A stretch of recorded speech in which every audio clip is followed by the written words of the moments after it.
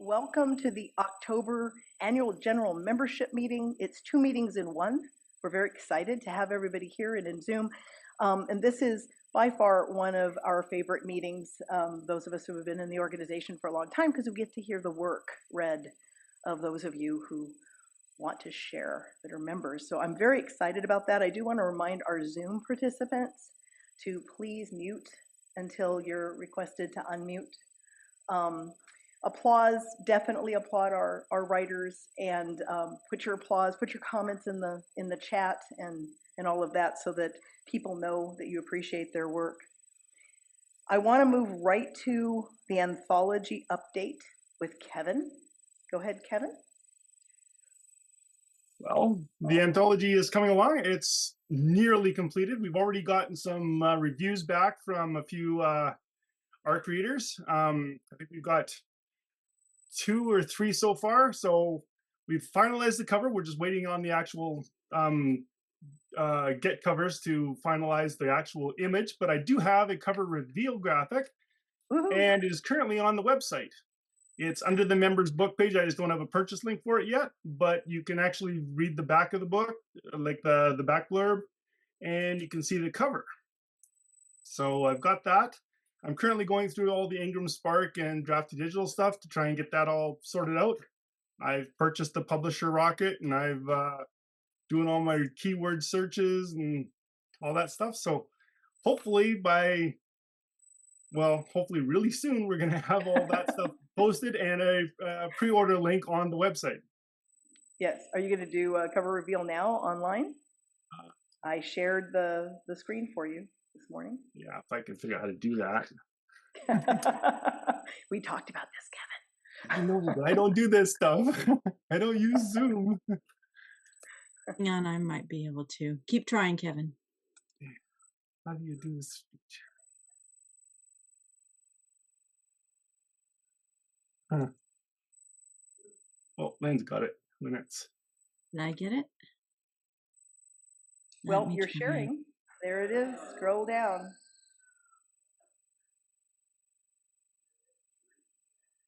Yep. So you can't see the whole thing very well on that screen, but you can kind of get the gist of it. We did hire an artist.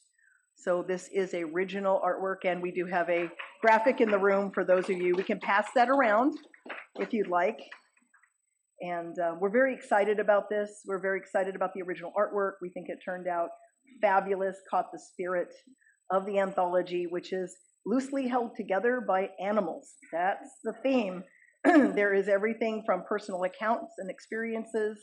There are fictional stories told from points of views of animals.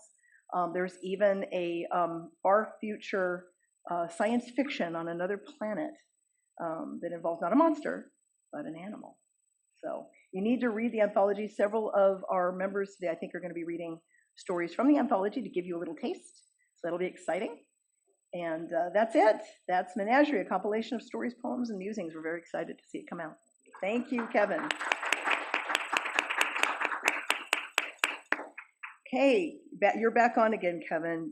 Merch. Well, as last time, the icons have been rearranged a little bit. I've now got a Cafe Press icon in the top menu where all of our social media icons have now been moved. And I've also got another one at the very bottom of the thing. And you can buy stuff like shirts, coffee cups, coasters, all that kind of stuff there. And I mentioned last month that Cafe Press was going to be rolling out some holiday merchandise.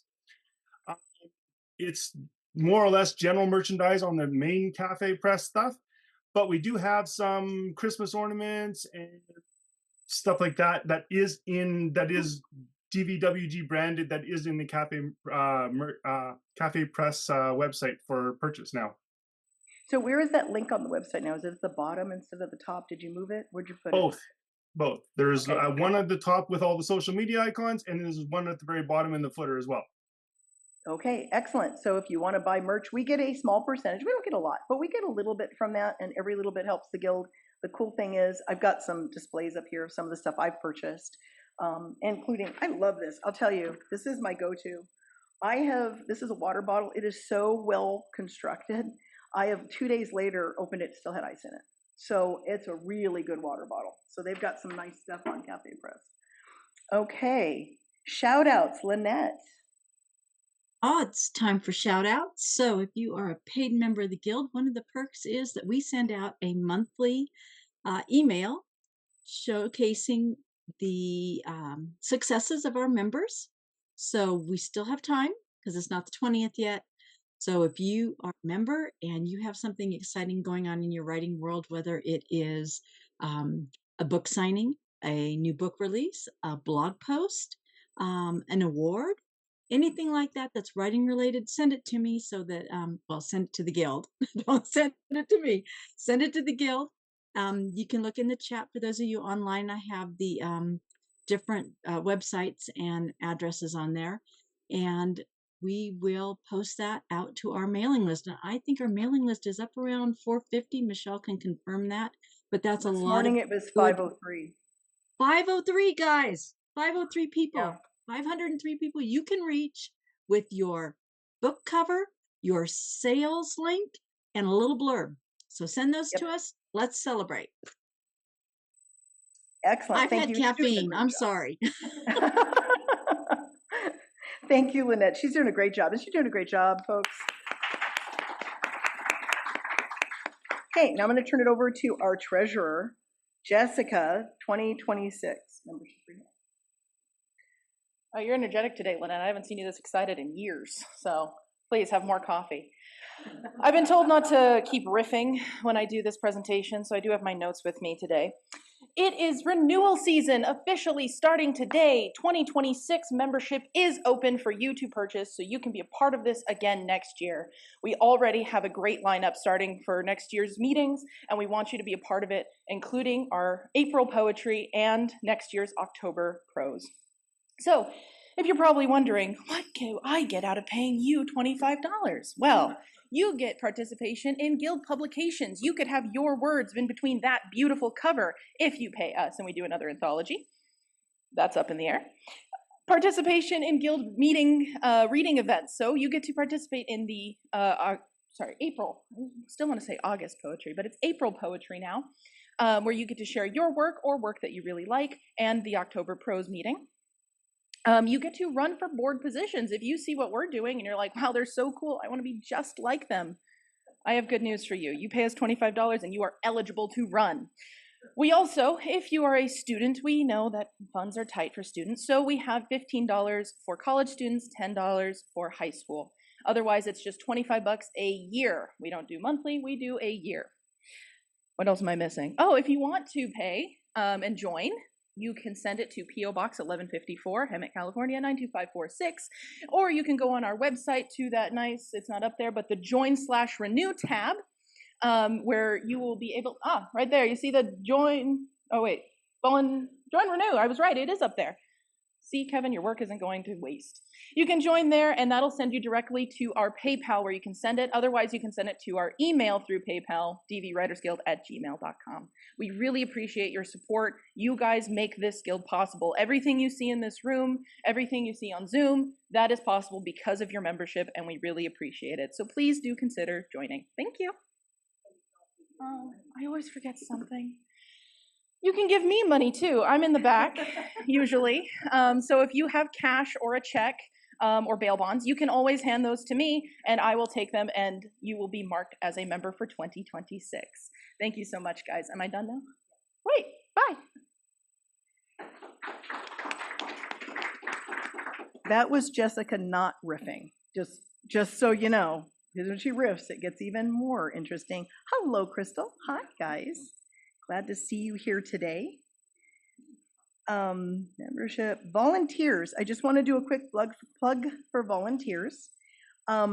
We don't have a volunteer yet to run a it's not NaNoWriMo anymore, but National Novel Writing Month is still going on in November, even though the organization NaNoWriMo doesn't. There's a lot of organizations that support the National Novel Writing Month. We are looking for a volunteer who would like to run a support group once a week.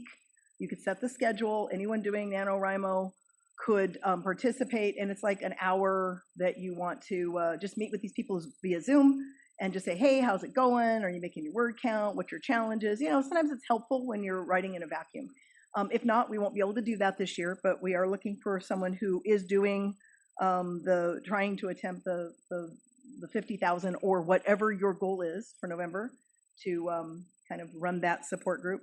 Hybrid tech team, we're always willing to see bright new faces at 8:30 in the morning to help us set up. If you're interested, either show up or contact me.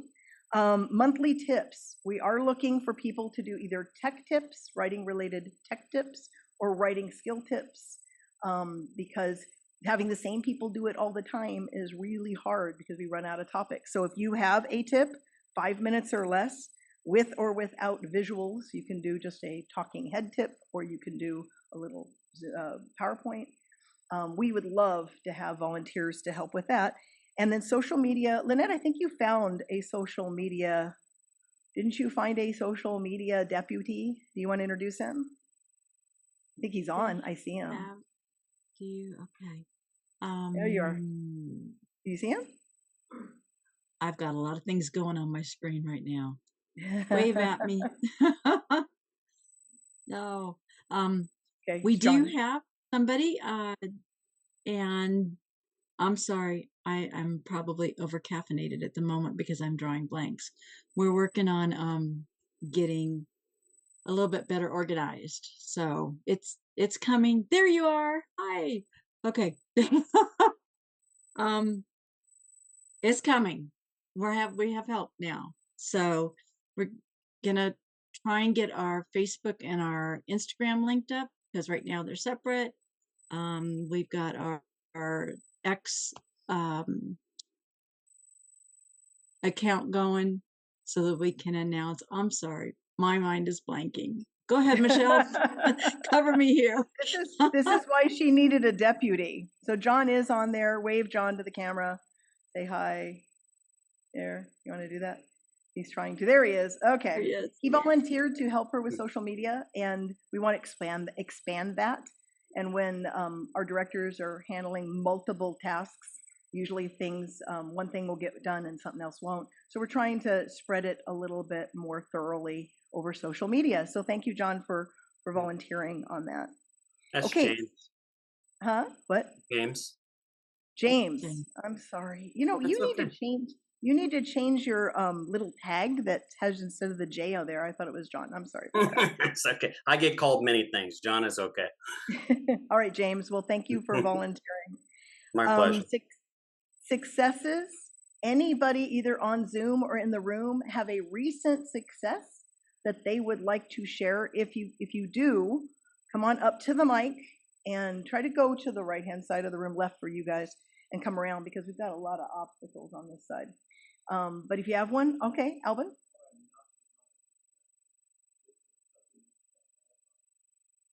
Okay, why don't you come on up to the mic?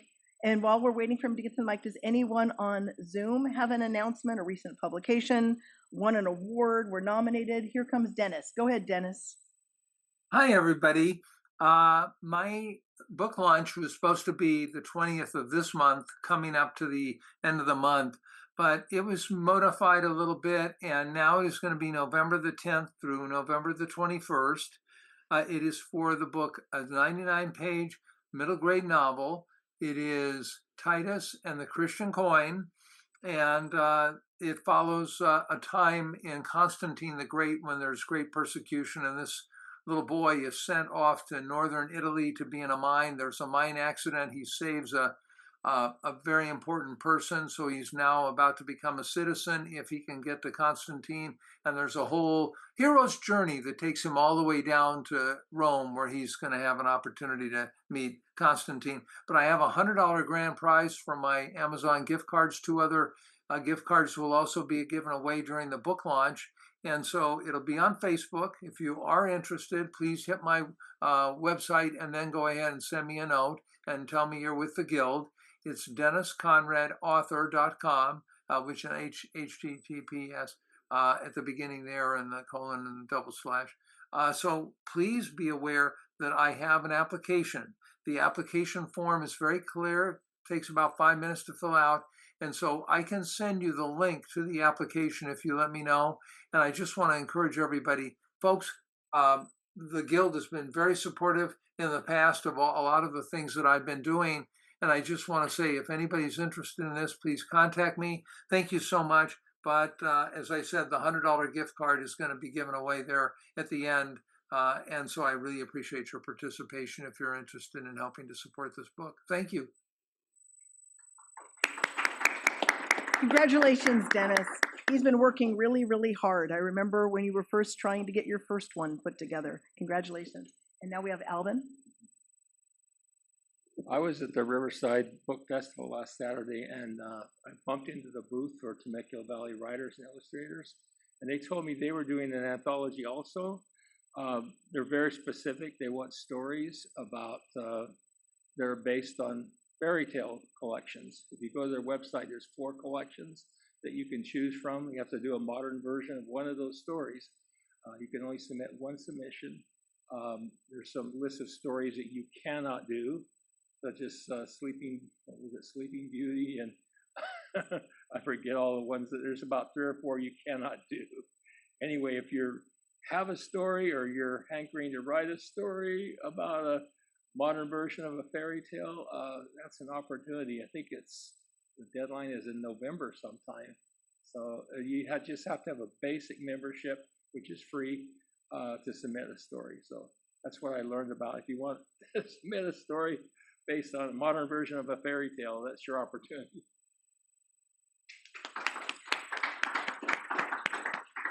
Thank you, Alvin. Temecula Valley Writers and Illustrators is one of our sister organizations. We partner with them along with California Writers Club of Inland Empire. And Tron, do you have anything to add since you're the editor of that anthology? You need to come to the mic because the people on Zoom cannot hear you. By the way, I'm in their last anthology. They do really, really good anthologies. So here he comes. This is Tron. Hello, everyone. Alvin, thank you for sharing that. I probably should have put my hand up and said something about it. You got just about everything correct. The website is TemeculaValleyWI.com, and on the main page, you have to scroll down a bit, but you can download the call for the anthology. The only, I think, kind of clarification is the deadline. It's actually December 7th, so you've got an extra month or so to work on that. Temecula Valley Writers and Illustrators is also having a free class on how to rewrite fairy tales. So look on the website for that as well if you're interested. Thank you.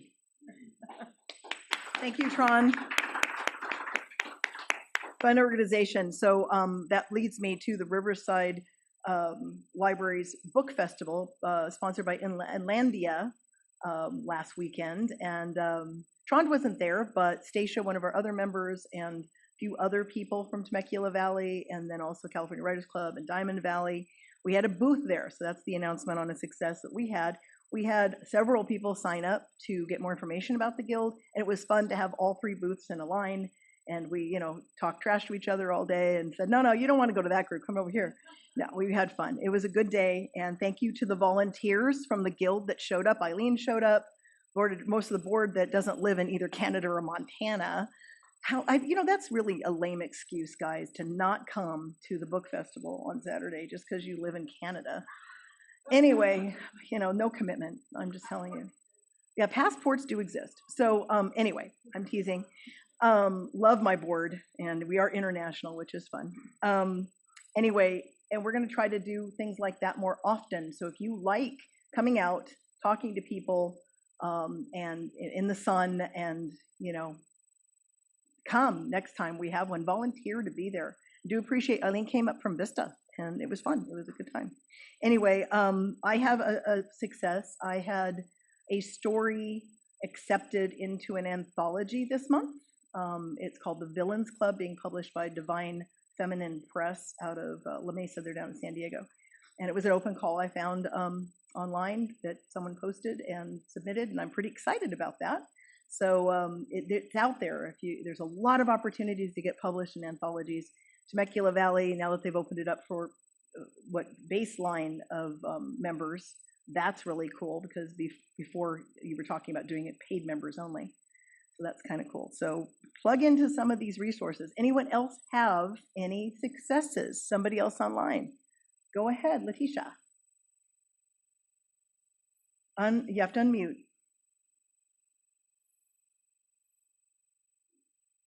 Letitia, you're still muted. Yeah, there you There go. we go. I didn't mean to get on for a writing success at all, but now that I have the mic, I'm moving back to Northern California this next week, so I won't be there in person, but I'll be there in spirit and hopefully on Zoom with you guys. I've enjoyed much being with you guys and hope to continue the tradition for me with you. An excellent writing group. Thank you. Thank you, Letitia. Make me cry. Thank you. Well, we miss seeing you in the room, but at least we'll be able to see you on Zoom moving forward, and safe travels on your move. Thank you. Any other announcements or successes that anyone wants to share? There's Lynette. Go ahead. I am this close to going forward on my original fairy tale. I've found an illustrator, saw the sketches this week, and they're good. So still working with the publisher, and we're getting closer and closer to getting that into print. So I'm really excited. Tell them what the title is. It's called The Very Old Man. So, and you're going to just have to read it. He goes on an adventure. And the illustrations are looking really good, and it's a great story. It's a one of a kind. It is not a retelling, and it's unlike anything I've ever read. So kudos to you for finding something original in a fairy tale. Okay, any other successes? But Kathleen's going to share really quick on a writing contest that's available for everybody. Okay, perfect. I got an email yesterday from Writer's Digest. I sent, Michelle, I sent one to you and to all the scriptorium members. So you can actually download that and forward it to the Guild if anybody's interested, because they have a list of all of their writing contests. This is for poetry and prose for 2026 and the last few months of this year. One that is up right now, the early bird submission is November 17th. It's a 1,500 word short story, and they have criteria. I don't have the criteria in front of me, so you'd have to look that up. But the grand prize is $3,000. Yeah, so it is worth the time to try and do that. Second prize is $1,500. And third prize was, I think, $1,000. And then there were 10 fourth prizes that were $500. So also the winner also gets sent to the writers conference and a lot of accolades and free stuff there. So I highly encourage you to go to Writer's Digest online and look at their competitions, or ask Lynette or Michelle to forward the package I sent them to you. Yep. Thank you, Kathleen, for sharing that with the Guild. Appreciate you. Kathleen's another long-term member. She lives in Arizona. I have one other thing. Sure. If I can. We're wrapping up our 8th anthology, The Transcendent Authors I'm a founder of, and it will be published next month. We don't have the exact date yet because we're doing the final compilations. We do have the cover, which is the word reverie, and then across it, like an acrostic, is the synonyms and antonyms of that. And each author wrote what they felt the story merited based on their genre. It's a multi-genre anthology. So we're pretty excited about hitting that milestone of 8 books. Excellent. Out. Congratulations. Congratulations. Thank you. So as soon as you have the cover and the release date, get it to the Guild so Lynette can put it out on shout-outs for you. Even though we go dark hiatus November and December on meetings, we pick back up in January, we do still send out the shout-outs and keep in touch that way. So anybody else have a success they wish to share? Writing-related success of some sort. Okay. Not seeing any. We'll move on now to convene our actual general annual meeting for the election of officers. This won't take very long, at least I hope not. And I'm going to turn this part of the meeting over to Kevin, Vice President, to run the elections. Thank you. Welcome to Election Day. As you know, the Diamond Valley Writers Guild is run entirely by volunteers, and every October we do the elections for the positions that are up for renewal. This year we have 2 positions up for renewal. One is president, and the other one is treasurer. The guild requires we like to have multiple nominees if possible, because it's the diversity of the team that makes the guild grow and prosper. So we shall start with the president position. And is there any nominations for the president position?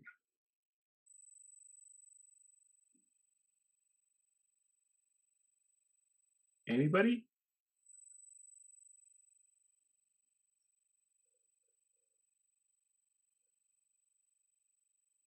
Going once? Nobody? Going twice?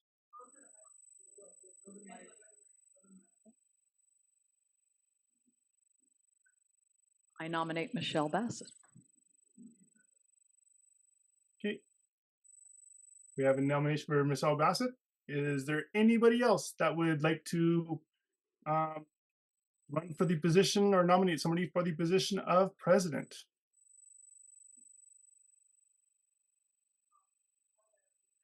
Michelle, do you have any words to say? We need a second. Second. It has to be a paid member that seconds. We need a second. We have a Amber second in the room. seconded.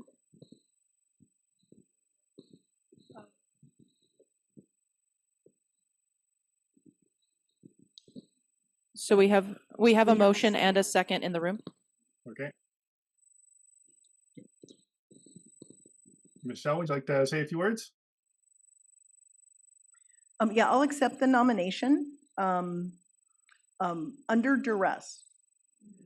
And the reason why I say so, not because I don't love being, your president and being at the helm of such an amazing organization that has thrived through changes and COVID and all the different things that hit nonprofits, finances, etc. You guys are an amazing group of people, and I love seeing you every month. But we do have a shortage of volunteerism in general, not just our guild, but if you talk to any nonprofit, I've got 2 in the room right now, and we had this conversation before. Getting people to volunteer is getting harder and harder, and we're seeing it at state levels, we're seeing it at local levels, municipalities. We even have a councilwoman here in the room for San Jacinto, and she could probably attest getting volunteers is not easy. So think about it going into next year. I can't do this forever. We were forced last week, with the guidance of our attorney, to amend our bylaws in order to allow the possibility of no one stepping up to run for president. Without a president, we do not have an organization. We would have to fold. Don't want to do that. So we did change our bylaws, eliminating the term limits. That was the only thing in the bylaws that would keep people from, running for different positions. We had a term limit of being on the board a maximum of 6 years. This is my end of my term. So we changed that so that we don't have a train wreck and lose our guild. We don't want to lose our guild. So that being said, search your hearts going into the 1st of 2026, because next year we will be looking to fill at least 1 new board member, maybe 2, to do so. So anyway, that's it. That's my lecture. So I will accept the nomination for another 2-year term. That's it.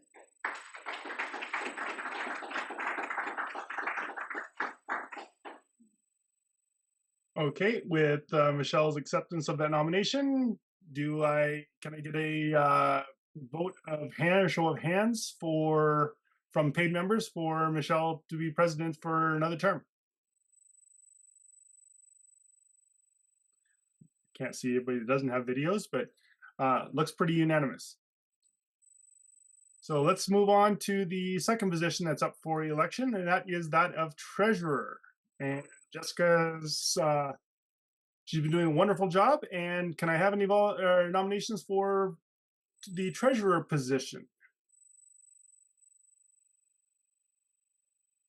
We have someone heading up to the mic in the room. Okay.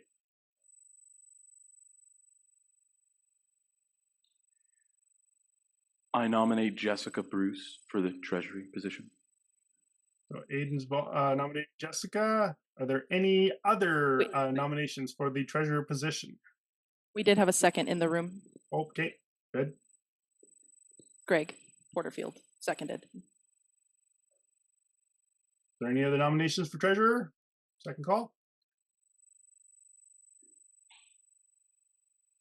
Third call. Okay, Jessica, would you like to have a few words?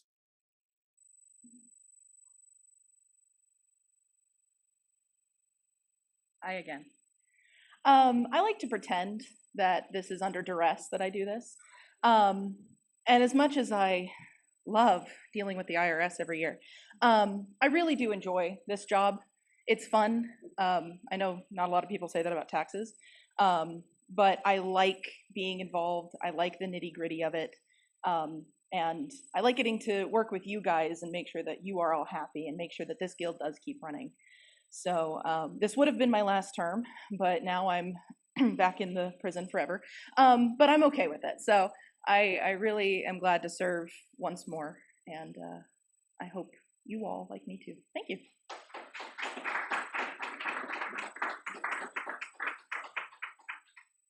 Okay, with that, can I have a show of hands from paid members on Jessica's being our treasurer for another term? Looks fairly unanimous, so congratulations, Jessica. Congratulations. And to clarify with Jessica, she's just finishing her 4th year, so she would have, with the previous bylaws prior to amendment, would have still had another eligible term. I was the only one that was terming out. So, but we won't have that issue going forward, but we do want volunteers. Thank you so much. With that being said, we will close and adjourn the general meeting and move back into our monthly meeting. And I am going to turn the rest of this meeting over to Jessica, who now switches hats from treasurer to prose aficionado and MC extraordinaire. Thank you. Thank you. You're going to get real tired of seeing me today. Alrighty, so I'd like to formally welcome all of you to the 4th annual JoLynne Buehring Memorial Prose Reading Meeting.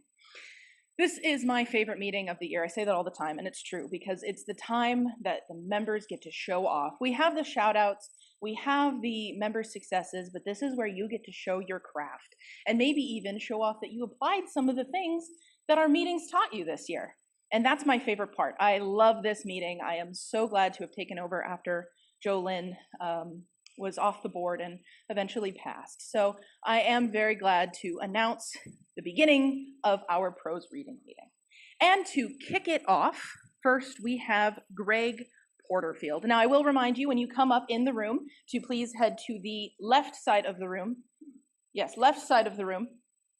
To come around this way. That way you don't trip on any cables or anything like that. Oh, we trapped Greg in the back. That's okay. He'll make his way up. Alrighty, give him a warm welcome with applause. Thank you.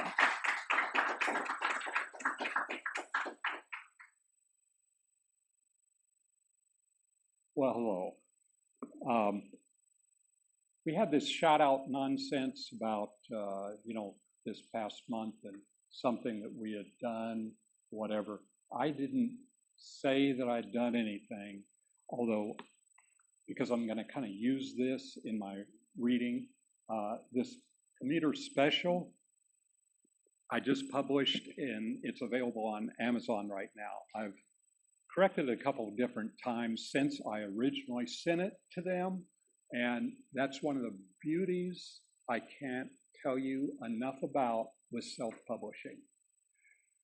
You can literally find problems and fix them And because everything is done in this environment of self-publishing, you don't have to print 1,000 copies of anything.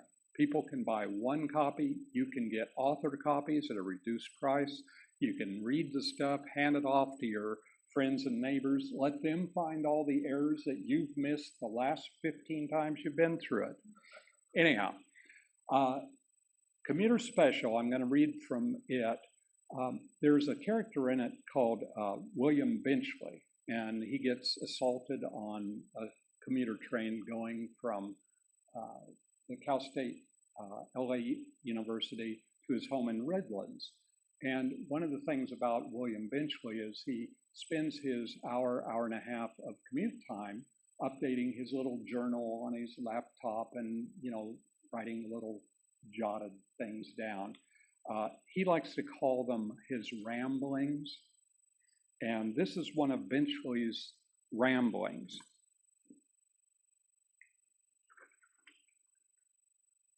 It's called Point A to B. The garage is a mess. At least that's what my wife suggests. My books are organized by author, type, and topic, and line numerous bookshelves. A number of plaques announce prior accomplishments, a flat compartment box of rocks and minerals, an antique panel clock, various mementos of times past sit on shelves, ready to be rediscovered. There are items framed from another time and place. Strange little collected pieces are gathered, probably meaningless, yet filled with meaning nonetheless. Positioned to one of the bookshelves sits a vintage armchair, all that remains my grandmother's living room set. The old fabric gave way and I recovered it in leather some 40 years ago. It provides a nice place to sit for a moment before selecting a book from the shelves. A timeless collection of vinyl records fill the shelf of homemade cabinet. The music is ready to play on a nearby vintage record player. Funky lights, a container of old comics, weird wooden boxes, an imported box with tiny inlays hold my collection of pirate cards, non-baseball variety. And there's a bronze statue of a Hindu god that adds peace to the surroundings. These and more unusual items fill a few of the empty spaces. It offers a glimpse from various times in my life. Just a bunch of stuff. Other areas of the garage feature a metal garden workstation with tools and implements designed for working the earth. Nearby is a carved out spot for storing a few giant painting canvases. There are also many empty plastic moving containers with lids, stacked high and ready for the next change in location. Half the inside wall of the garage is lined with metal shelving where a vast assortment of empty product boxes are neatly stacked. Old computer applications, installation instructions, packing material retain a place of reverence among the top two shelves. They have slowly become obsolete, providing new homes for spiders and such. Ancient cardboard cases with collected medical quackery devices, mahjong sets, and various obsolete computer cables and connectors probably take up more room than they deserve on the many shelves. Toward the back of the garage, the previous owner thoughtfully constructed some cabinets that now serve as a storage for cans and paints, ceramic tile, nails, screws, nuts, and bolts. A workbench table saw, a router table await the next project. Various pieces of wood left over from constructing picture frames are located in a scrap box nearby. 4 gray single-drawer file cabinets are stacked too high and provide the perfect spot for my multi-drawered tool chest. The file boxes are filled with all manner of old writings, drawings, news clippings, notebooks, and the like. I've hung a stained glass window at the back, giving the area a peaceful work atmosphere. Next to the window, a door to the patio is decorated and guarded by a gargoyle. The strange door knocker was discovered at an antique store so many years in the past. On the wall, a framed print of mountain wolves following a herd of deer hangs in the work area next to a collection of large and small clamps. All in all, the area provides a nice space. Taking up the center of the garage, occupying a space designed for an auto, are plastic packing boxes filled with various items. The boxes seem to require constant adjustment and restacking to locate any of the items carefully tucked inside. Old clothes, papers, work samples from a business long gone, dishes, pictures, CDs, videotapes, and cassettes, a real hodgepodge of old memories. Years and experiences are represented by many of the items that overflow in this dimly lit space. It's difficult to assign meaning or monetary value to any of them. As time passes, the experiences they collectively represent fades. Yet standing in the dim light, holding any of the items in my hand, a flicker from the past reunites a memory. Yes, the garage is a mess. Perhaps I'll toss out a few things one of these days. Thank you.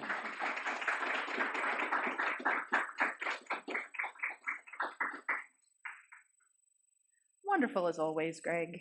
I know you always are shocked when I put you first, but I like hearing your voice first. You have such a wonderful cadence. All right, moving right along. Next, we have Eileen Betts. Your turn.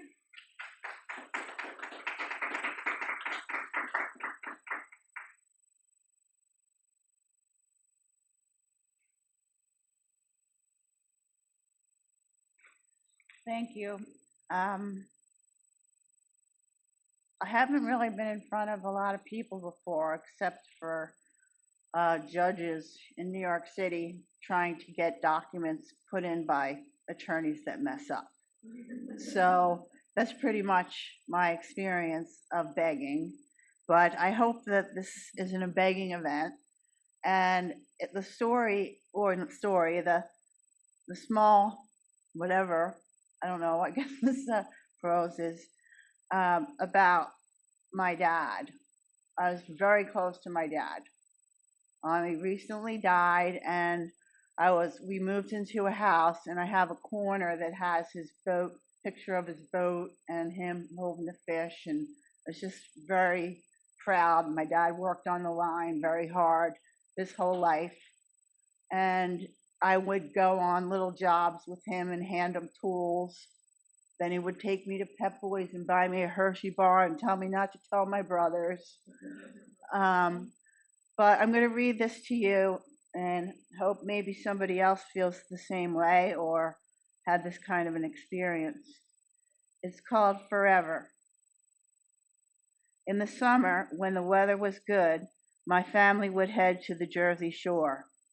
My dad would carry me out into the ocean so far he had to move his feet back and forth to keep our necks above the water.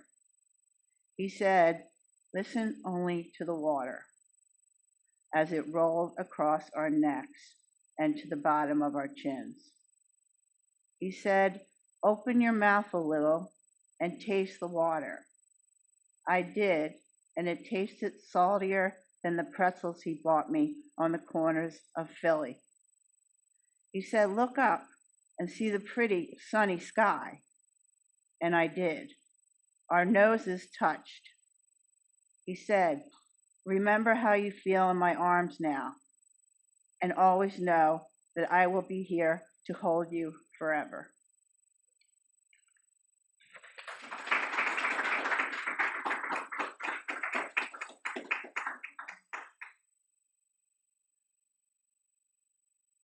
Yeah, that one was a tearjerker when I first read it too. Yeah. So wow, there's a lot of wet eyes in the crowd. Thank you, Eileen, for that beautiful story. Eileen is also in the anthology. She has a story in the anthology, so be sure to check out more of her writing when the anthology comes out. All right, next up we have Alvin Chamberlain. Your turn.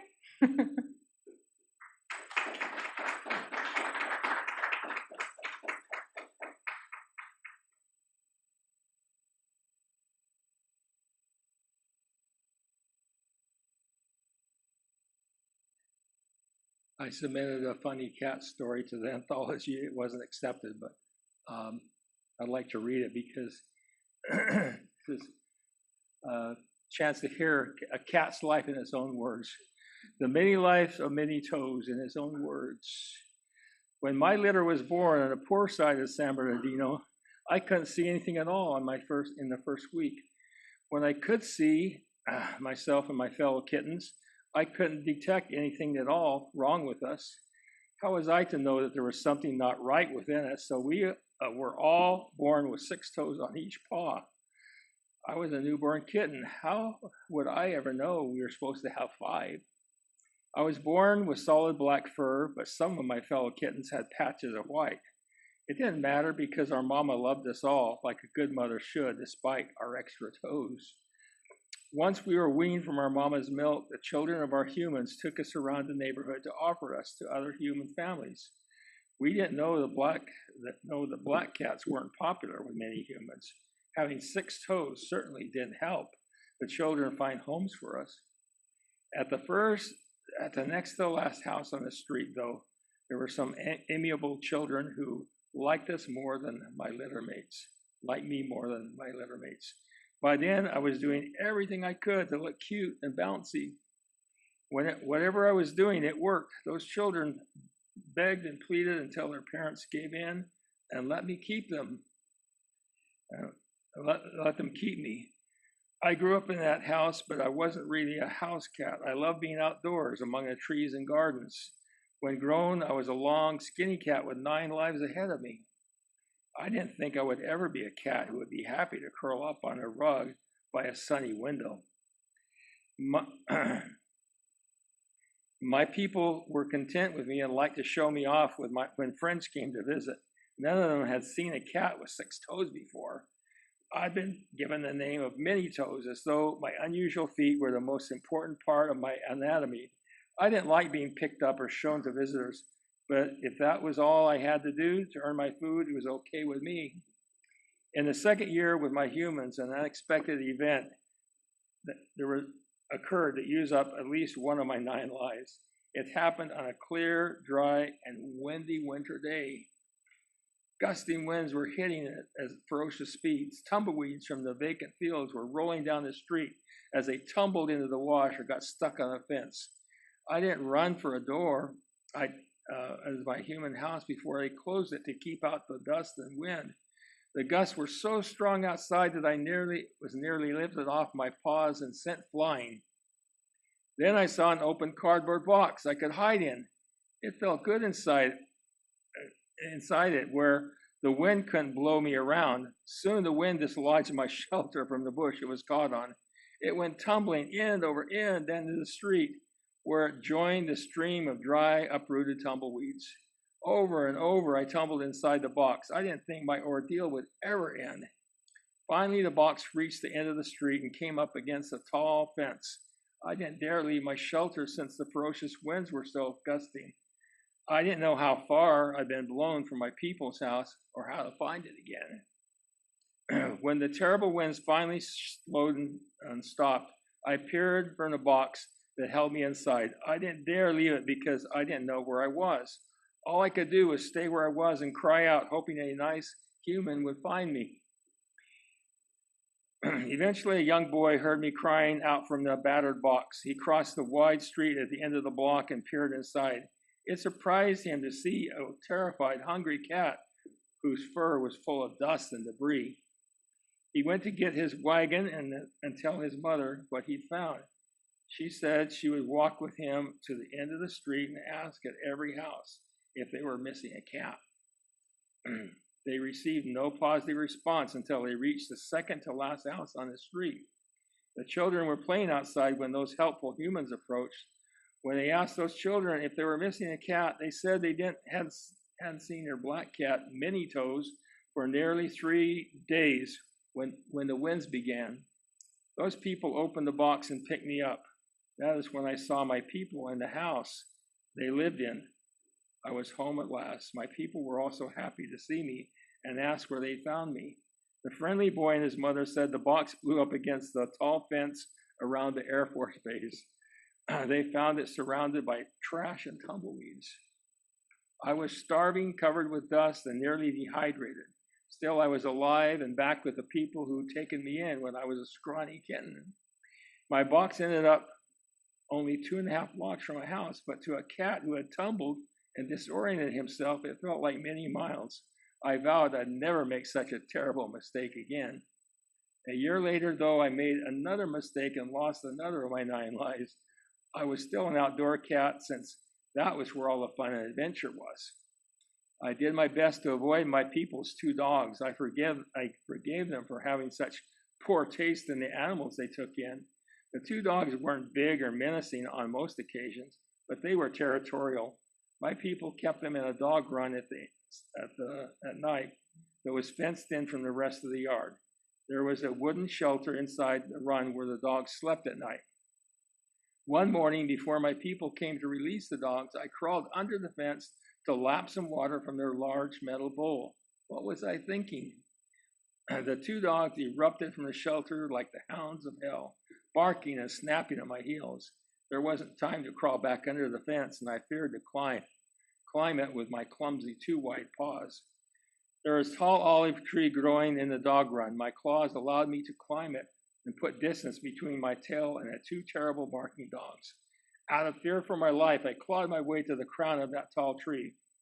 My people didn't see me up there until they came out to unlatch the gate to that dog run. With the dogs gone, I found I wasn't able to back down from the high perch without tumbling downward. I found myself stuck up there all day with my people, too far away to see or hear me up there again. That night, when my people led the 2 dogs out to their shelter, they heard me, far up in the olive tree, crying for help. By then, though, it was too dark to get a ladder and try to help me get down. They would have to leave me up there in that tall tree throughout the dark night. I was terrified up there. Every time I tried to get down the branch, it swayed back and forth. I feared I would tumble down to the ground. Cats' claws are better suited to climbing up into trees than backing out of one. At last morning came, and the oldest of my people brought a tall ladder and set up against the tree. Even at its fullest extension, though, it wouldn't allow his oldest boy to reach me. I was still too afraid to back down. Then the boy had an idea. He tied the kitchen mop to a wooden pole and directed the head of the mop to where I was clinging. Although I didn't want to let go of my branch, I knew the mop was my only chance. I sank my claws into the mop head and refused to let go. The boy backed down the ladder 1 step at a time until his feet touched the ground. He untied it from his stick and lowered the mop to the ground. It felt so good to have my many toes back on the dry sand and leaves. I would have given that ingenious boy a big hug, but I was too small. I thought I could hear those 2 dogs laughing at my expense because of the fool they'd made of me in that tree. After that harrowing experience, I reluctantly cut back on my outdoor time. I found myself becoming what I dreaded most, a house cat. The inside of the house, with all its familiar nooks and hiding places, was much safer than the yard where almost anything could happen. As I got older, I spent much less time outside and more time curled up on a cushion or a sofa. I really loved that rug near the gas heater in the winter. Was I becoming that domesticated? Soon after my 9th year after my litter's birth, I got an infection and didn't recover. My people had no money to take me to an animal doctor. My 9 lives were over. Oh well, I was a lucky cat because I got to spend them with my people. They treated me well and gave me food each day. I could live with the strange name many toes that they gave me. A cat must put up with a few indignities to earn its daily meals.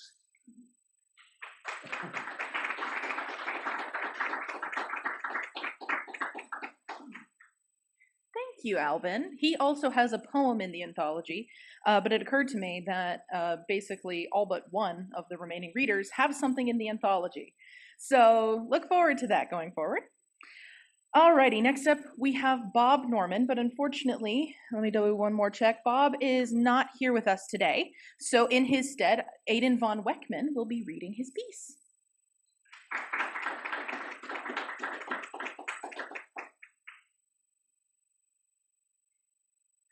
Hello.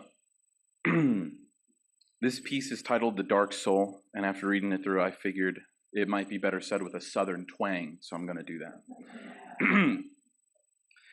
They carry a 44 on their hips. They really know how to use it. Their eyes are hard and their hearts are cold. There isn't an ounce of warmth in their dark souls. He was quick to draw with no respect to the law. He always rode along with a smile he never saw. He had a passion for bourbon and woman with dark hair. He was fond of gambling. For church, he didn't care. Never mellowed with age, stayed meaner than sin. It was in a little town he was finally done in. He lived by the gun, and by the gun he passed. The meanest of legends, a life that wouldn't last. His eyes were hard and his heart was cold. Not an ounce of warmth in his dark soul. A scheming banker in that little town hired the dark soul. He was easy to be found. The target, the owner of the Wicked Spur Saloon. A rival needing to go down and go down soon.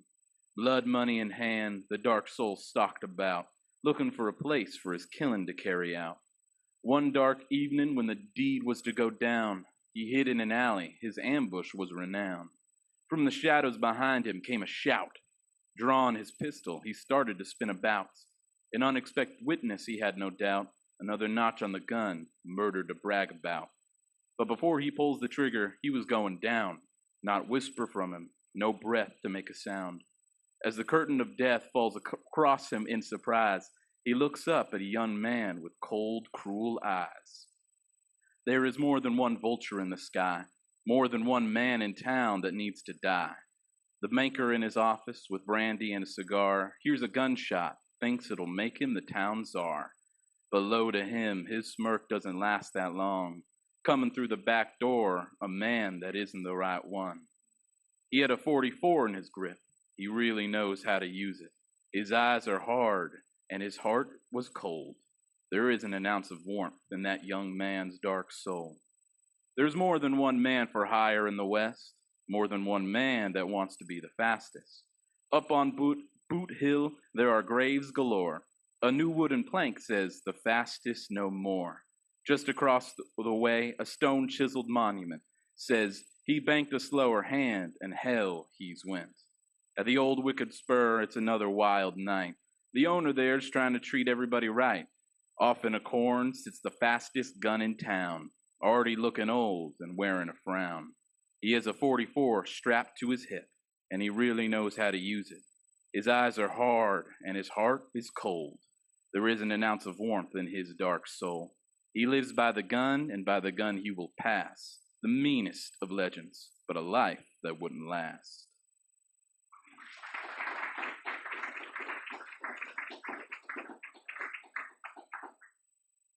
Thank you, Aiden. Can we get another round of applause for Aiden for reading that? Just goes to show that sometimes you need a little bit of performance in your reading. Alrighty, moving on, we have Sam Nichols next. Please give him a round of applause.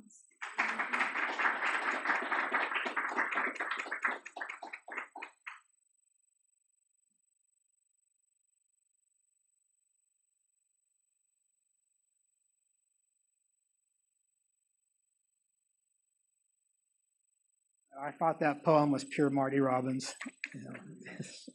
Loved it. I'm that guy that's not in the anthology, by the way. So this has nothing to do with animals other than the two-legged humankind. It's called Professor Johnson's Affair. Professor Roberta Johnson, a distinguished 40-something professor of sociology, fumbled in her purse for her door key while juggling 2 heavy sociology textbooks and 1 fat loose-leaf notebook. Struggling, she extracted a heart-shaped fob holding a ring with 2 keys, which she immediately dropped onto the beige commercial tight loop carpet that ran the length of the corridor and still bore the stench of the late summer installation. Irritated, but somewhat composed, she bent and reached for the keys and dropped the notebook. Mumbling, she knelt on the carpet, retrieved the notebook and keys, stood and once again attempted to manipulate them to unlock the entry door. She positioned the larger of the 2 keys in front of the lock as the notebook slipped forward, causing her to grab for it to keep it from falling, and cursed silently as the keys fell to the floor. Roberta gave up. She knelt on the floor, fighting back the tears that would surely ruin her carefully touched-up mascara. She set her purse, the 2 textbooks, and the haphazard binder on the floor, retrieved her keys, and stood tall before the door. Staidly, she unlocked and opened the door of her condominium, knowing that Jack, her student, mentee, and lover, would be angry with her for being late. Stooping, she retrieved her possessions from the hallway floor and stepped through the door. She looked and saw him sitting on the couch in the living room, staring at a large open book that was sitting in his lap. Even full across the condo, she could see his wrinkled brow and clenched teeth, as they always were when he was upset or perplexed about something. Roberta stepped into the entry, kicked the door shut with the heel of her ankle boot. She turned to check her face, hair, and admire her figure in the mirrored panels that lined the vestibule.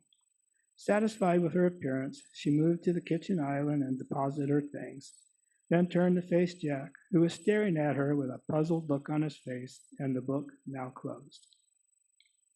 She took a step back, shaking her head, and said, "Sorry, lover, the dean kept the advisory meeting going later than planned.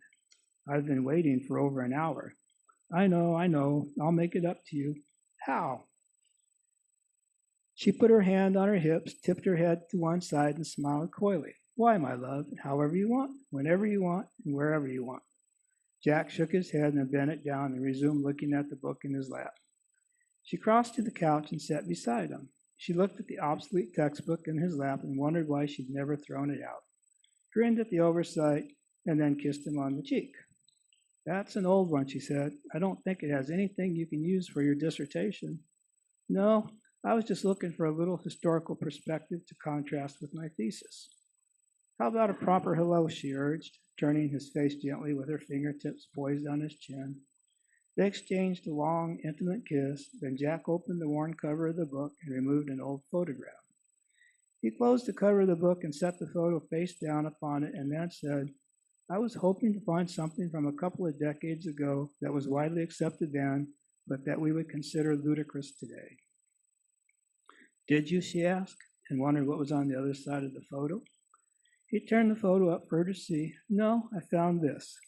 Roberta laughed and said, "I didn't know there were any pictures left from the old days." Damn, she thought, how'd I miss that one? "Who's the couple?" Roberta shrugged. "Probably some old classmates, ancient history." She felt her face twitch with the confrontation of a ghostly reminder from the past she thought long since destroyed. Jack took a deep breath, pointed, and said, "The girl is my mother, Louisa Ellen Kennewick." Roberta studied the girl in the photograph. She was scarcely a day over 16 and beautiful by most standards, with thick auburn hair and round maple syrup eyes that demanded the entirety of a man's soul. "She showed me this photo when I was maybe 4 or 5. That's the backyard of my grandparents' house." Decades ago, Roberta thought. She shredded it, but I've remembered it ever since. Jack pointed at the photograph and asked, "You see this tree?" Roberta nodded and answered with a gurgled, "Yes." "She hanged herself on that branch when I was 9. Roberta gasped. "My parents raised me in that house. That's my bedroom window. I never opened the curtains after that day." Roberta stared at the picture, thinking, "I'm sorry, but not able to say it. I couldn't even go into the yard." Roberta lowered her eyes and nodded. "Do you know who the boy is?" "No. He is my father," he said as his voice faltered. "He disappeared after getting my mother pregnant with me. I never knew his name." Roberta pulled back and then rose from the couch, her hand covering her mouth. Jack pushed the book aside and stood. He looked at the photo and then at Roberta, who backed away towards the opposite side of the living room. He stepped after her, holding the picture straight out, menacingly, as if it were a holy daggered cross to be feared. "How did you get this picture?"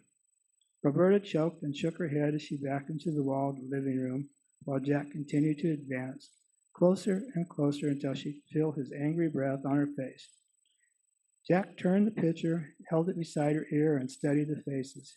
Jack's eyes widened incredulously, and Roberta moaned and tried to melt through the wall of the living room and ran into the bedroom that lay beyond. "You're my father?"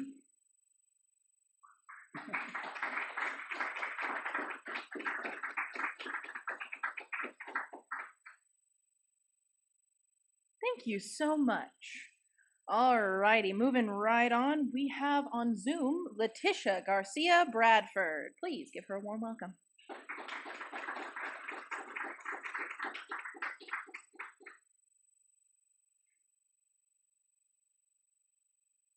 There, we're on unmute now.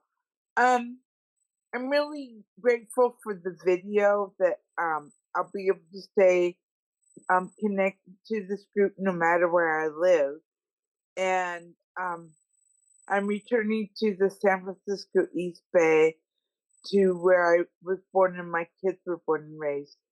I wrote this piece in 2012. It was written in mind to be read in the open mic at a bar. So some of the language fits those people. My piece is how to slip on a banana peel carefully. And from this also came my solo show, which was workshopped in San Francisco and won the prize, honorable mention prize, with the Hugh Gregory Gallagher Memorial Playwright Competition. That's a mouthful. So here goes. How do you slip on a banana peel carefully? Have you ever slipped on a banana peel and fallen on your ass and said a minimum of 3 cuss words and perhaps even broken a tailbone? Have you ever seen someone else slip on the banana peel and laugh your ass off until you realize they were hurt? Don't worry, you're not an asshole for laughing. It is human instinct to react so thoughtlessly. I had to learn this in graduate school. Well, falling is funny. Have you ever seen Charlie Chaplin slip on a banana peel? My Get Business card says, I fall down for a living. There's no joke about it. My most dramatic falls have been on stage or in a theater, which has netted me a broken arm, a blown out knee, and yes, a funny bone. The first time I shared my multiple sclerosis story on stage, I purposely tripped and dropped my walking stick. This stuff really happens to me, and I wanted to show on stage what has become routine in my life. Well, my open mic friends didn't know I had multiple sclerosis and were overly sympathetic. I started laughing. It's all part of the shtick. Have you ever seen Steve Martin fall? I thought they were going to hit me. I am sure they felt manipulated. They have since forgiven me and let me back up on stage. My favorite falling down joke. True falling down joke. What goes bumpity bump shit? My mother falling down the stairs, which my daughter said when she heard me later, when I fell down the stairs. When I told John, actually my drinking partner, he laughed his ass off. Thanks, John. So, how do you fall gracefully? You don't. The recovery is what's important. How quick can you get back up and save face? Sandra Bullock shows this well in the movie Miss Congeniality. In the movie, she is a undercover FBI agent, more comfortable in army boots than being on stage in a beauty pageant. After she falls, she says, I'm up. And she does. She throws her hair back and she's back up, totally embarrassed, but not embarrassed. And, but sometimes it is not so quick. Often a bruised ego hurts more than the broken bone. Well, I fell in the theater. The students laughed. I'm glad it was dark so they couldn't see my red face. That was the problem. No, don't walk around in the dark theater. You never know what goes bump in the night. Me. The ego. can take longer to heal than the bone. Ouch. This is a new acronym I learned. Love my faults. LMF, love my faults. Learning to love oneself is a lifelong lesson. I had to learn how to forgive myself for my vulnerability. Vulnerabilities. There we go. Physically and emotionally, and be gentle with myself. I had to learn how to trust again that the ground would rise up to meet me when and I had to learn how to trust again that the ground would rise up to meet me when I take that next step. My wish for you, the next time you put a smile on someone's face, will be because you smiled first and not falling down.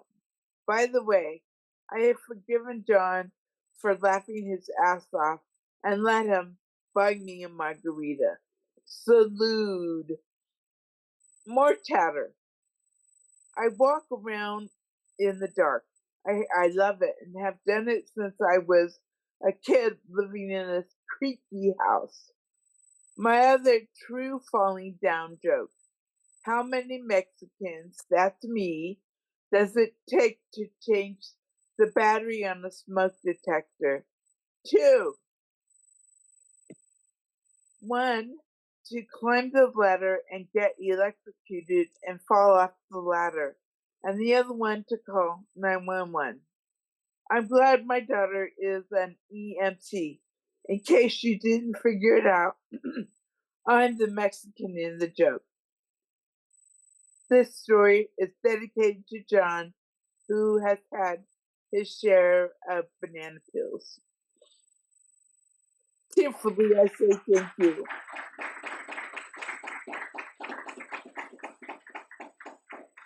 Thank you so much, Letitia.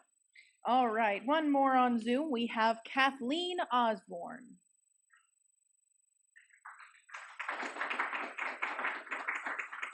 Hi, everyone. I wrote a short story. It's under 600 words, so it's going to be very short and sweet. It's placed in the South. Excerpt from a special classified report on an unidentified small town in the deep south of the USA. What? What's going on? Jerry's chair slammed upright. Something had woken him up. The whole reason he loved night shift at the city jail was to catch up on his sleep.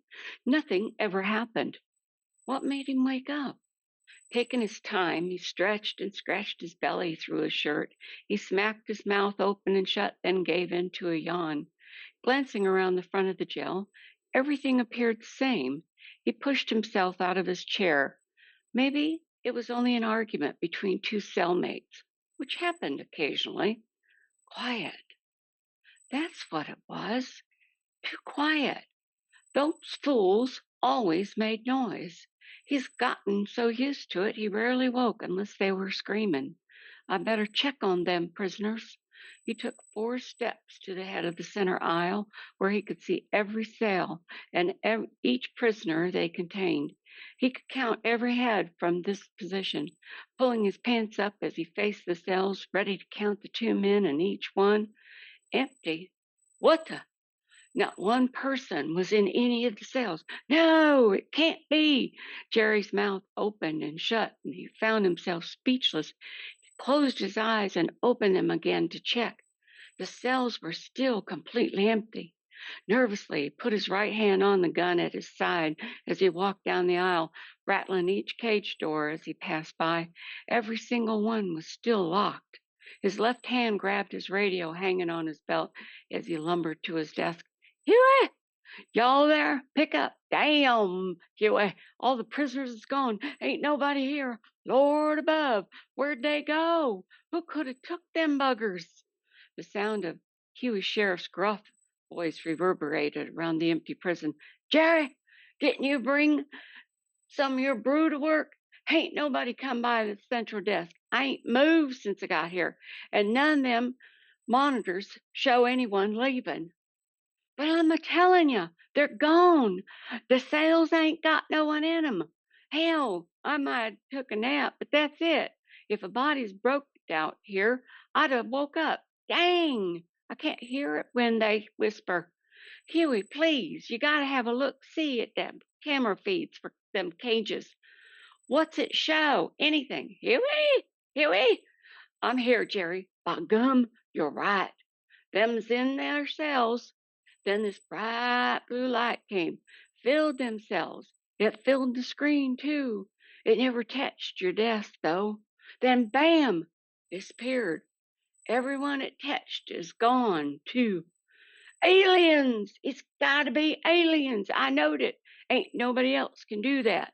Jerry's loud voice rang out in the now empty building as he rushed to the front office where Sheriff Huey hung his hat. Sheriff Huey boomed back at Jerry as Jerry burst into his office. There ain't no such thing as aliens, Jerry. You gotta quit watching that trash on TV. It's the government. They must want these guys for something, and you don't want nobody to know about it. Yep, it's gotta be the government. Why'd they want them fools? Why make them disappear when they got the power to come and just take them anytime they want? Now, Jerry, you're overthinking this. You know, same as I do.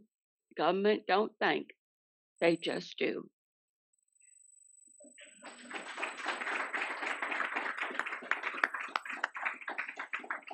Thank you, Kathleen. A lot to learn in that story, I think. All right. We are approaching the end. Not quite. There's still some more stories left. But I am now proud to introduce that our president, Michelle Bassett, writing as MB Bruce, is now reading her story that she submitted into the anthology. If you want to hear more like it, maybe you should purchase it when it comes out.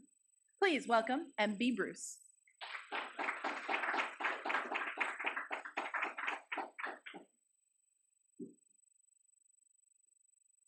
I had it hidden down here. Hi, everybody. So as Jessica said, this is a piece in the upcoming anthology. Yeah, I've noticed. There, is that better? Can everyone hear me okay? Is that good? Okay. Make sure I don't have to fumble over pages here. Hurry, my sweet. Mama paused near the yellow line that ran down the center of the road, her white stripe gleaming in the moonlight. I edged out from beneath the thicket, suspicious of the hard, smooth surface that wound like a river of black ice through the forest. A tarry, metallic stench oozed into the cool night air, and the foul odor wrinkled my nose and raised the hairs on the backs of my forelegs. I sniffed the crumbling edge of the unnatural path, though I'd never ventured this near a road before. Instinct urged caution. Hurry, she called again, stamping her front feet with motherly authority. Never, ever dawdle when crossing. Mustering courage, I placed one tentative paw on the roadbed, then the other. The black ground quivered beneath me. Mama, I don't like this. None of the animals do, but we all must learn to. A growling, round-footed beast reared out of the darkness. Eyes of blinding light caught the two of us in their thrall. With a growl, it charged. Wind gusted off the monster as it passed, tumbling me off the road and down, down, down the wooded slope. When I came to, everything hurt. At first, I didn't know where I was or how I'd ended up half buried in a pine needle drift at the bottom of a steep hill. And then I did. Mama? Struggling onto all fours, I blinked to clear my vision and called louder, Mama? Only the plaintive whisper of wind through the pines answered. I sniffed, desperate to catch her scent, and found not so much as a whiff amid the loamy, fragrant mixture of damp earth and pine sap. That's when I knew. For the first time in my life, I was alone. Our family used to be bigger, sisters and brothers crammed together in our den like walnut meats in their shell to keep warm at night. And later, once Mama said we were old enough, we ventured outside, the five of us playing amongst the fern and poison ivy. One by one, they all went away. Some in the jaws of coyotes or the claws of the great horned owl. Others simply disappeared without a word, without a trace, until one day it was only Mama and me. And now, only me. For a while, I wandered, pausing here and there to lap water from a puddle or foraged insects. Sheltered as I was, I never realized how big and lonely the world could be. Then, I caught the scent of something that made my stomach rumble. Food. The aroma emboldened me to venture further down the hillside. In a clearing beside a river, I discovered a cluster of human dens. Round-footed monsters trolled the road that ran through the middle, their glowing eyes slashing through the shadows along the skirt of the forest. A few hunkered motionless, as if silently waiting for prey to wander into their path. I thought about turning back, but the promise of a meal overrode my fear. Following the scent, I crept through the foliage to the backside of a den. Tipped over on its side lay what looked like a stumpy log, unnaturally blue and smooth-skinned inside and out, as if a beaver had stripped off all the bark. It didn't look like any log I'd ever seen. If not for the enticing scraps of meat, leafy greens, and other edibles spilling out onto the ground from the hollow end, I would have fled. Instead, ravenous, I dug in. Before I'd eaten half my fill, an opening appeared in the side of the den and something big and tall came out. A human, one of those strange, furless animals that walked on hind legs and made a lot of noise. I'd only seen one once before. From a distance, Mama had made us hide until the creature passed. But now, one towered over me. Get out of there! It waved a foreleg at me. Shoo! Abandoning my meal, I scurried into the darkness. Panting from exertion, I passed several of the darkened dens until I came upon a smallish one, tucked in amongst the trees. Unlike the others, an ethereal glow shone from the holes dug into the sides. Since none of the round-footed beasts lurked nearby, I edged closer. On the front entrance ledge, an old human sat rocking back and forth like a branch in the gentle breeze. Blanketing the lower half of her body was what looked like a mass of colorful leaves. Ones like Mama used to cover us with to keep us warm, except these were matted together into one solid piece. Her lyrical humming, although strange to my ears, wasn't unpleasant. She didn't look dangerous, so I edged closer. An aroma of warm deliciousness wafted from the bowl, kind of bowled out hunk of wood, or maybe stone, on the ground beside her. I circled around behind and tentatively approached to sample the contents. Although it tasted nothing like Mama's, it was definitely some sort of milk. As quick as I could, I lapped it up. There you are, my little wanderer, the human crooned, her unfocused eyes staring straight ahead. She picked me up and set me on her lap, and with a gentle claws stroked the length of my back. Strange sensation, soothing even. It reminded me of when Mama used to wash my fur with her tongue. I settled in and closed my eyes. Meow. She stopped petting me, her body stiffening. Milo? Meow, meow, meow. I squinted at the agitated feline circling below, nocturnal eyes locked onto mine. But if you're down there, who is this? The old female groped my head, my ears, my snout, and finally stroked down my bushy tail. With a sharp intake of breath, she shoved me off her lap. Back arched, the cat hissed. I tumbled off the ledge onto the dirt and ran. No stranger to darkness, I wove between shadowy trees, heedless of where I was going. The ground, soft beneath my paws, gave way to the hard, uncompromising surface of a road. Heedless of danger, I darted out directly into the path of one of those round-footed monsters. Stricken with primal fear, I froze. Unable to move, unable to think, I stared into the glowing eyes of that roaring beast bearing down on me. Then, with a piercing squeal, it skidded to a halt. We stared at one another, neither moving. The threatening vibration of its growl, shook me to the core. It flashed its eyes at me once, twice, and still I couldn't move, dared not even breathe. As if, in challenge, it blared a high-pitched bellow. That startled me into motion. Heart pounding, I scampered off the road into the bushes.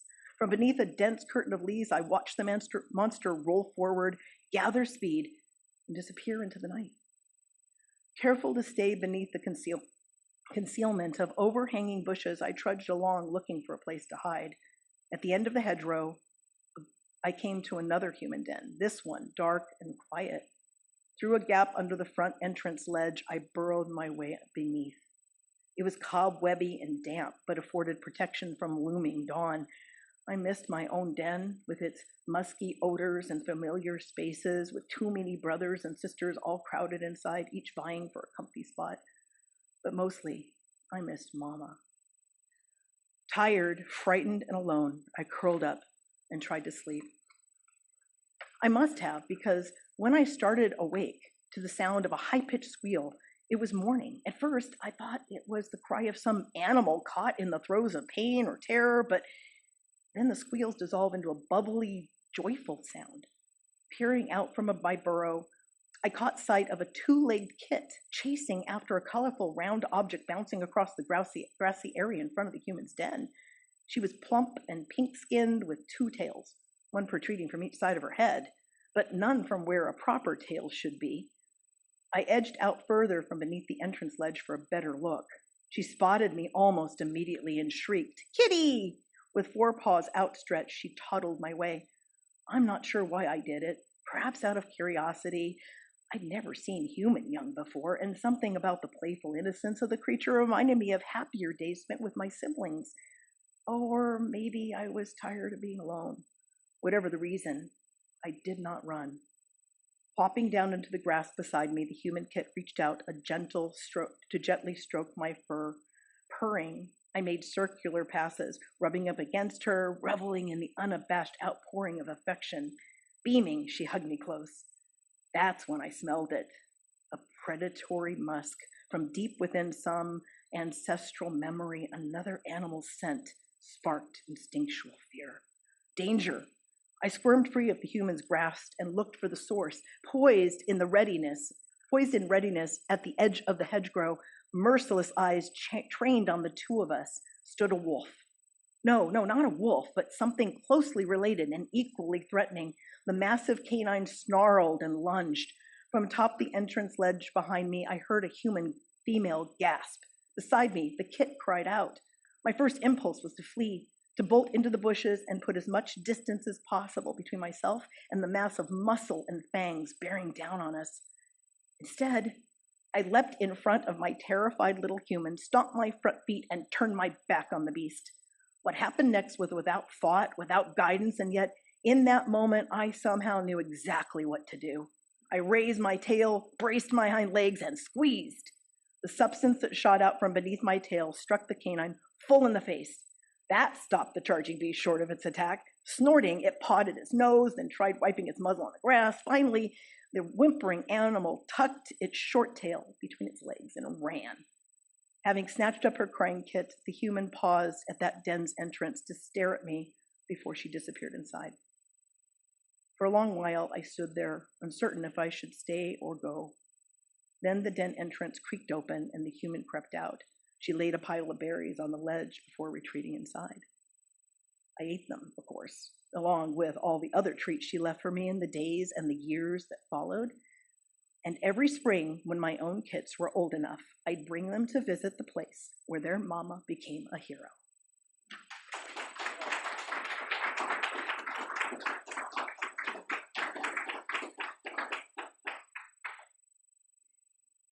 I never liked that the skunk dies in the beginning of that story.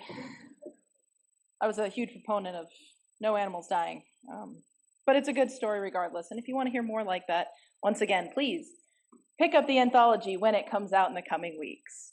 All righty, next up we have a member of our sister organization, Tron Hindal. Oh, I have to turn it up.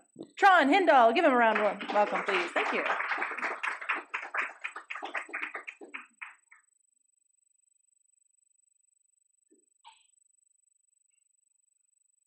Hello, everyone.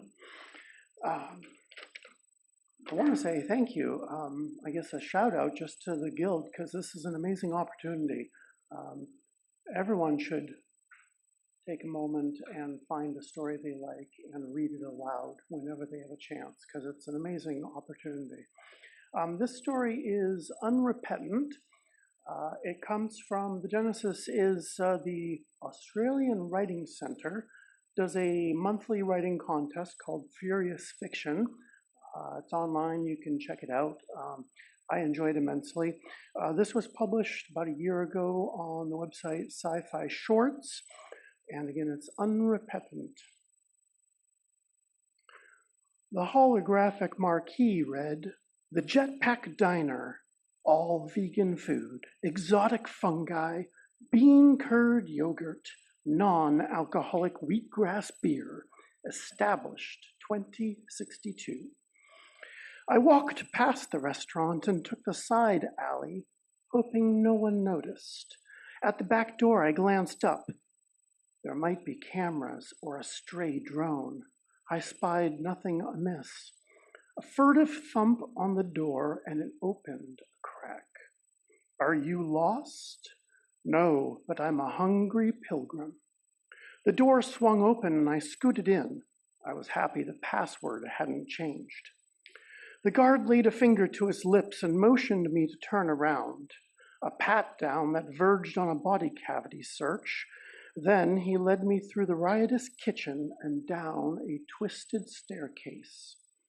Once in the basement, he unlocked a series of 3 doors. The first was heavy and looked like reinforced concrete. Past the second, I had a dizzy spell. Oh, glory be, I could already smell it. I surreptitiously wiped a tiny string of drool from my lips. The guard heaved the third gate open and finally grinned at me. Enjoy. I slipped him a 50 credit and smiled back. You have no idea. It's been 2 years. Entering a room that was a throwback to yesteryear, I embraced the ambiance. A family occupied a booth with red and white checkered tablecloths, feasting on meatloaf and a platter of honest-to-God chicken tenders for their kids. 2 old men sprawled in easy chairs around a faux fireplace with lowball glasses of whiskey and prosciutto impaled toothpicks. 4 ladies perched on stools and gossiped over caviar and cream cheese. And resplendent in the middle of the room sat an obese man chuckling softly. He swirled a goblet of Chianti above a magnificently butterflied, still pink filet mignon. That steak, it was what I'd scented from the corridor. But I only had eyes for the deli counter. We had received our weekly allotment that morning, you see, the usual suspects. Vitamin powders, amino sprinkles, and the ubiquitous pink glop. You fed half a liter of glop, plus various combinations of powder or sprinkle, into the Synthomatic 8.0, and voila, lunch. It might not be appetizing in a visual or olfactory manner, but it was guaranteed to pack the exact amount of nutrients your body needed without inflicting pain and suffering, and most importantly, indignity onto the animals. But I have found that a man needs a ham on rye every once in a while, or a BLT, maybe a little light on the lettuce and double on the bacon, and cheese, real cheese, not that processed glop crap, pure cow juice solidified into heavenly manna. I started at one end of the counter and admittedly went nuts on my order. Slices of every kind of meat piled ever higher onto that sandwich, interspersed with delectable condiments and the aforementioned cheeses.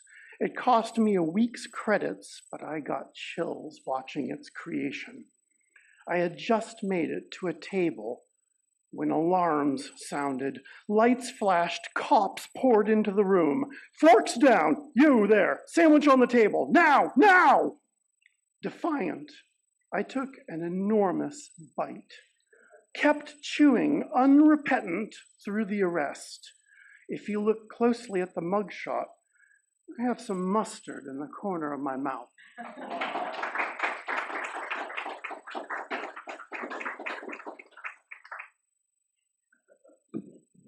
fabulous story. You can find Trond on Amazon. He's got some books there, and very, very well done. I always love science fiction. It's one of my genres. So now I'd like to introduce our last storyteller today, Jessica Bruce. And she's reading Lobster's Flight.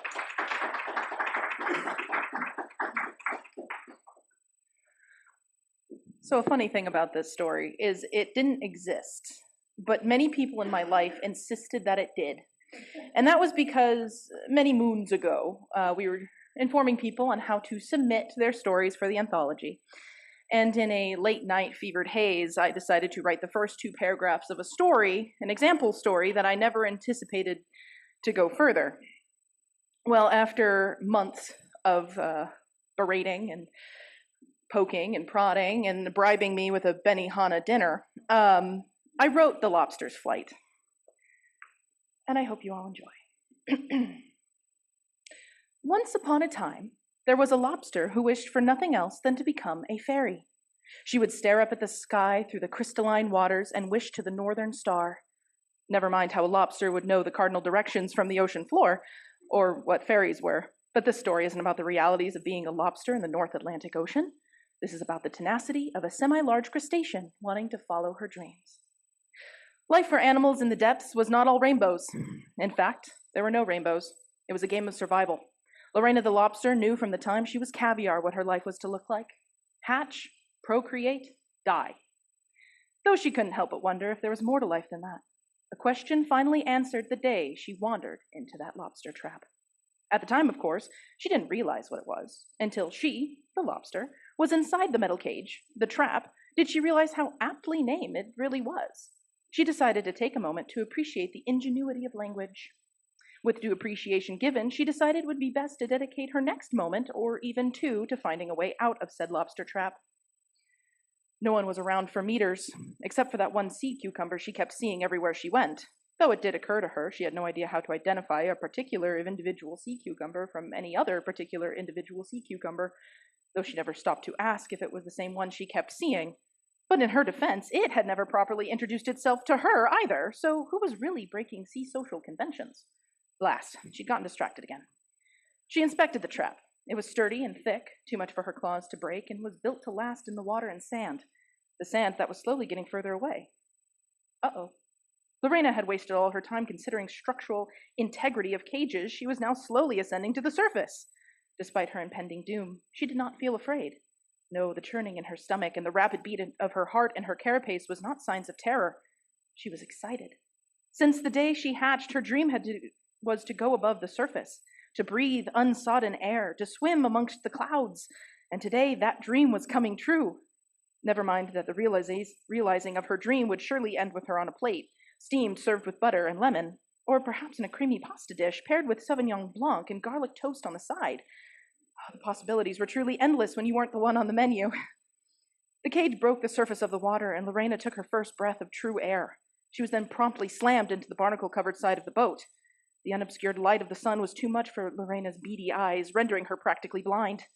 Her eyes were still adjusting. She could finally see shapes and colors as the cage settled onto an even surface. Those shapes and colors focused into 2 lobstermen on the deck, one tall and skinny with a red hat, and the other short and stout with a blue shirt. Neither were paying much attention to her cage, which they had loaded onto the deck and moved on to pull the other cages out of the sea. Tinny, annoying music, the really grating kind that your second cousin you've only talked to once insists on playing at the family reunion, blared through a speaker the tall red hat-wearing one found in a bargain bin store. It was probably once used at the DMV, calling out numbers such as B17 and G25 in a sad game of bingo where the only thing you win when your number is called is being scolded by a woman named Doreen for filling out paperwork incorrectly. Honestly, what wizard designed those forms to be so complicated? Not that it had anything to do with Lorena. She had never been to the DMV, nor would she ever have any reason to. She didn't even own a motor vehicle, let alone a license to drive one. They didn't give those sorts of things to anthropods. At least not yet. And even if she did, being a diminutive crustacean, Lorena wouldn't be able to see over the steering wheel, reach the pedals, or even so much as open the door. Unless, of course, some aquatic-centric motor company invested millions of dollars and years of research into inventing the perfect sea creature-friendly automobile. Unlikely. Ah, hell, the one in the blue shirt said. All these damn things are empty. Not all of them, said Red Hat. There's one in this trap. Oh, great, Blue Shirt said. 1 lobster. Let's retire early. All right, you throw it back then, since you so choosy. I'm not choosy, I'm sarcastic, Blue Shirt snipped. You're an ass is what you are, Red Hat grumbled back. Just go get the stupid lobster out of the cage. Red Hat tossed down the line of rope he was holding and maneuvered his way around the empty cages on the deck to get to Lorena's. Unfastening the upper clamps, he pinched himself in the mechanism. Cursing, he shook off the pain, grabbed Lorena, and held her up for Blue Shirt to see. At least it's a big one. It'll boil up nicely. Oh no, that would simply not do. She had to act fast. And so Lorena did the one thing she knew how to do better than anyone else. Something she had done all of her life. Swim. She flapped her tail the hardest she ever had, trying to loosen herself from Red Hat's grip. She felt herself start to wiggle free. Unfortunately for her, she was a lobster. And fortunately for him, he was a 6'3", 228-pound man who competitively armed wrestled during his high school and early community college years. He was the undefeated champion of Kennebunkport, Maine. Really, it's an underappreciated sport. Most don't even realize that all the technique is actually in the hands and not the arms, as the name would suggest. Because of this, squirm as she might, Red Hat had no trouble maintaining his grip on Lorena. Oh, it's a fasty one, too. Fortunately, he hadn't gained control of her claws. Good thing she clamped down hard on his thumb. Ow! And kicked her tail. This rapid combination, moves that would impress the best crab martial artists in the North Atlantic, was enough to dislodge Lorena. She dropped, bouncing off an empty cage, and landed with a ka-thunk onto the cracked PVC-lined deck. With great effort, she pulled herself along the water-damaged floor. Red Hat's hollering gave her the best distraction she could hope for. Between yelps of pain and rattling of the metal traps, it disguised the clicking of her legs as she scuttled toward the nearest scupper. Blue Shirt didn't even notice her, until Red Hat, through an unintelligible babble of half-baked syllables and elongated vowels, pointed her out. A trap landed in front of her with enough force to jostle her off course. She changed her trajectory, moving for a bundle of brooms and mops leaned against the wall, held in place by a fraying length of hay twine and a rusted carabiner. You missed? Red Hat bellowed in disbelief. It was right in front of you. Shut up, Blue Shirt snapped, going for another attempt.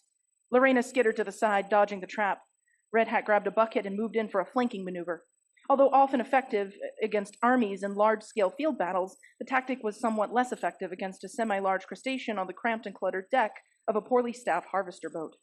He should have utilized a guerrilla warfare approach to surprise the enemy, or in this case, his prey, by laying an ambush. Recognizing his planned maneuver, Lorena threw herself to the side to disrupt his momentum. Red Hat slipped on the wet, untextured deck and fell into a stack of cleaning tools, which scattered them across the deck, saving for one mop that fell overboard. Don't worry, the mop's lifelong dream was to be a sea anemone, but that story is for another day. Lorena and Red Hat joined the scattering mess of tools and traps in the flower field of disaster that had become the lobsterman's boat. Blue Shirt stood on the fringe, red-faced and sputtering over the chaos one lobster had created. Lorena was running out of time. Red Hat was already getting up. Blue Shirt, apparently recovered from his initial shock, thundered across the mess-covered deck toward her. The nearest scupper lay beyond an obstacle course of scattered tools, overturned buckets, and upended lobster cages. As fast as her undersea faring legs could take her, she skittered over the broken handles, around rolling buckets, and between the dented cages. In his youth, Blue Shirt watched cartoons every Saturday morning. Bowl of cereal in hand, he would stay enraptured by the hilariously contrived way the hero always outsmarted his pursuer, wishing one day it could be him. Well, today was a day of dreams coming true. Just not for him.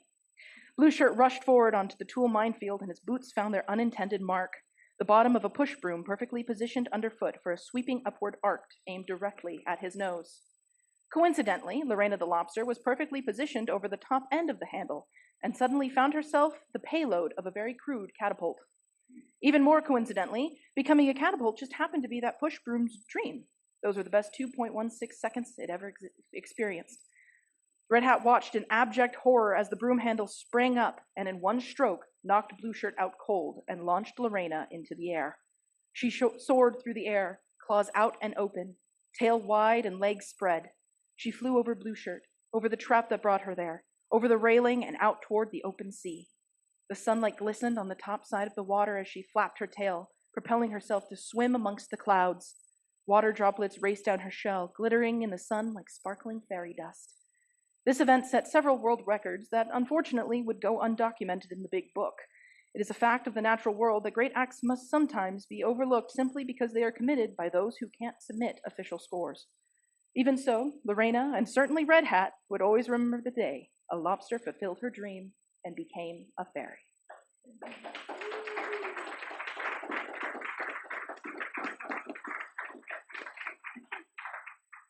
It doesn't matter how many times I've read, edited, and or heard this story. I tear up with laughter every time. So thank you, Jessica, for succumbing to peer pressure to submit a story. So only one of the things she writes is always under duress. Anyway, so we have come to the end of our annual prose reading, and please let's give all the readers a round of applause.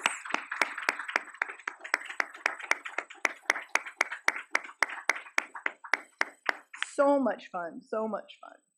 So as a reminder, we are on hiatus in November and December. Our next meeting will be here in this room in January, the 3rd Saturday. Somebody shout out a date on that. Can someone look that up because I didn't write it down?